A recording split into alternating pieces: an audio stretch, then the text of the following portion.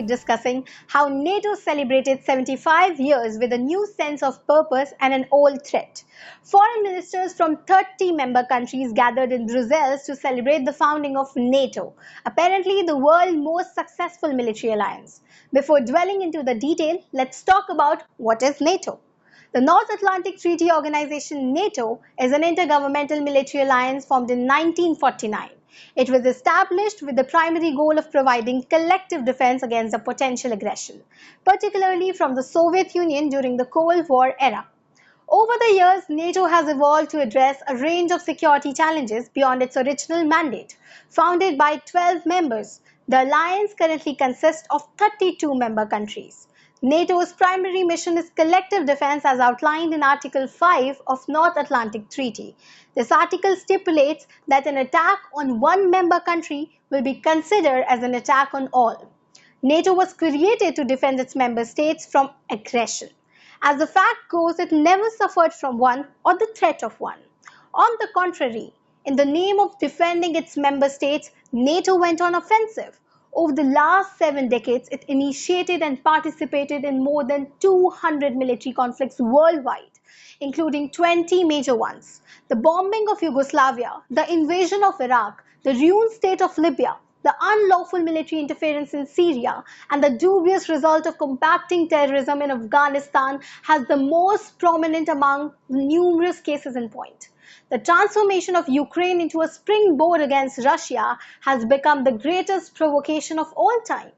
But as the saying goes, you cannot have NATO and peace in the same sentence.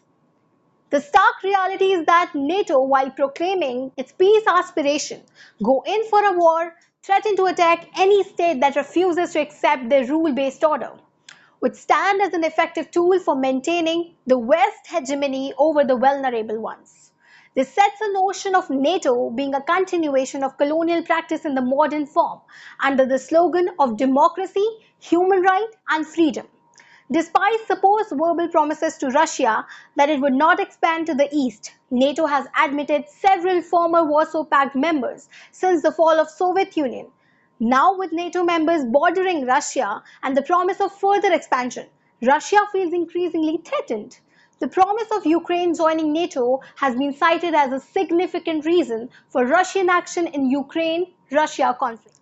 From the invasion of Afghanistan to the bombing of Yugoslavia, NATO was not an alliance for peace as much as it was an effort to establish a unipolar global union, erected on imperialistic pillars. And while these decisions are agreed on unanimously by all member nations, the US plays a much more integral role in NATO's political strategy than the bulk of European countries in NATO.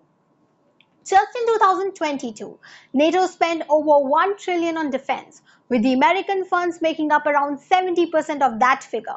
Such high spending gives the United States a natural leading role in the alliance and some influence over the actions of fellow NATO members. For instance, former President Donald Trump ordered the withdrawal of roughly 12,000 troops from Germany in 2020 due to Germany's failure to meet the terms of 2014 Wales Pledge, a declaration that NATO members spend a minimum 2% of their GDP on defense.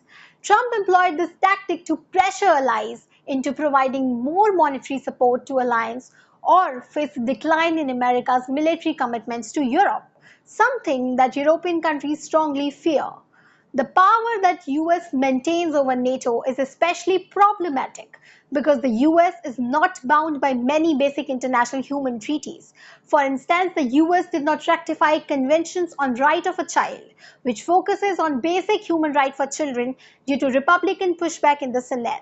Moreover, through the US played a pivotal role in writing the Rome Statute of International Criminal Court, which focuses on prosecuting individuals that commit serious war crimes. It refused to sign it.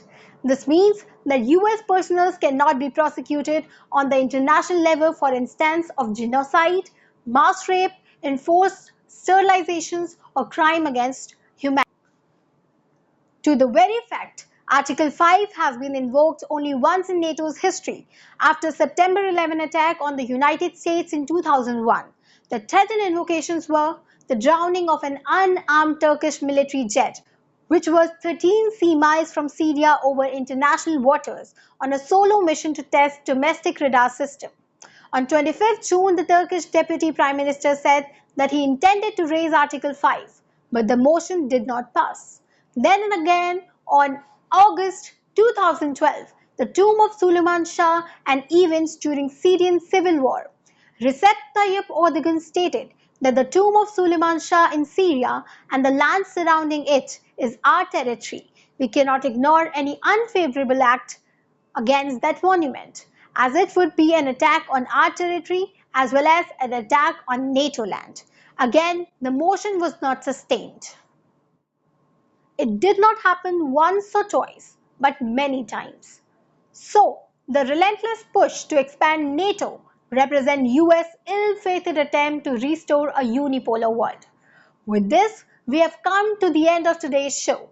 Stay tuned for more such information and keep following the quest. That was my time for now. Simran Kundalia signing off.